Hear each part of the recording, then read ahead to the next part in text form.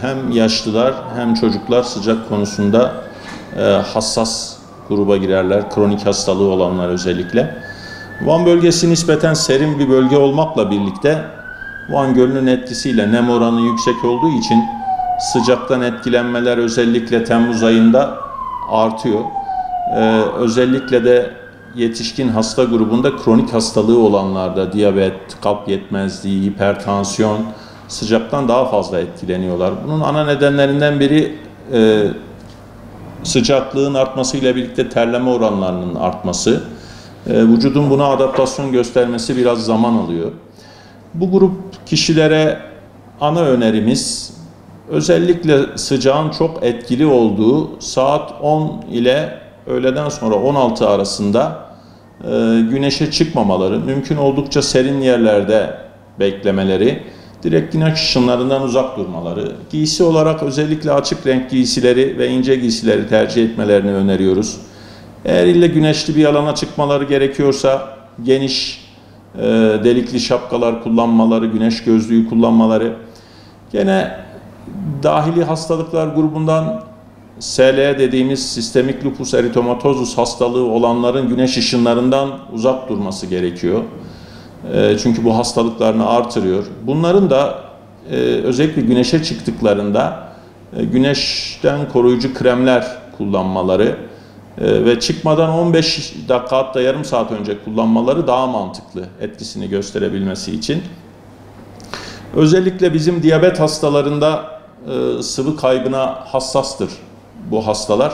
O açıdan gene aşırı terlemeden uzak durmak için güneş sıcak havalarda özellikle dışarı çıkmamalarını öneriyoruz. Bunlar bir de insülin kullananlarda insülini yanlarında taşıyacaklarsa bu havalarda insülin bozulur açık havada. Buz kalıplarıyla birlikte taşımaları gerekir seyahat edeceklerse eğer. Ama buz kalıbına da direkt temas etmemesi gerekiyor bunların kullandıkları insülinlerin. Çünkü eğer insülinde donma olursa bu insülinin etkinliği bozulacaktır. Bunlara da dikkat etmek gerekiyor.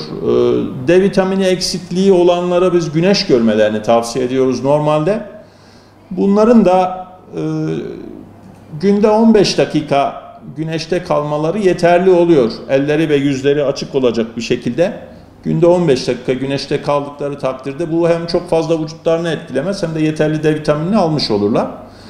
Fakat D vitamini üretimi ile ilgili şöyle bir sıkıntımız da var. D vitamini için güneşte kaldıktan hemen sonra özellikle sabunla yıkamamak lazım deriyi, cildi. Çünkü o D vitamininin etkinliğini azaltıyor, üretimini azaltıyor. Bu konulara da bu hasta grubunun dikkat etmesi gerekiyor.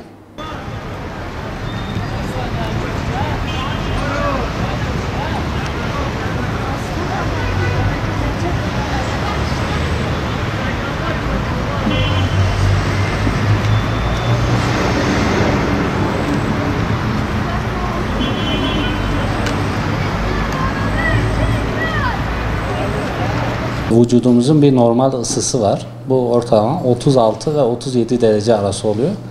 Özellikle sıcaklık arttığı dönemlerde vücut bunu korumaya çalışıyor. Yani dış sıcağa karşı vücudu hep bu 36-37 derece aralığında tutmaya çalışıyor. Tabii bunu yapmak için de bu sıcak havada özellikle cilt altı damarları genişleterek terlemeye yol açıyor. Bu süreçte de tabii ki bir tansiyon düşüklüğüne ve nabzın artmasına yol açıyor. Bu tansiyon düşüklüğünün, bu sıvı kaybının tabii ki kalp hastalıkları üzerinde bir sürü olumsuz etkileri var.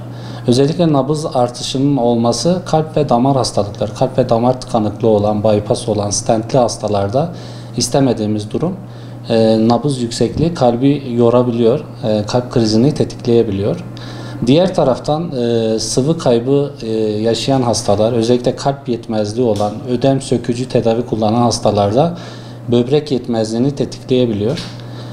Bu açıdan bu hastaların dikkat etmesi gerekiyor. Tansiyon hastalarının da yine çok dikkat etmesi gerekiyor. Çünkü yaz aylarında sıcaklığın artmasıyla beraber gün içinde tansiyon düşüklüğü olabiliyor. Bunu gören hastalar ilaçlarını kesebiliyorlar. Ancak gündüz tansiyon düşüklüğü olsa bile gece tansiyon yükseklikleri yine oluyor. Bu süreçte ilaçlarımızı kesmememiz lazım. Neye dikkat edeceğiz bu yaz aylarında? Özellikle güneşin dik açıyla geldiği saat 10 ile 16 arası yani zorunlu olmadıkça dışarı çıkmamak, güneşe maruz kalmamak gerekiyor.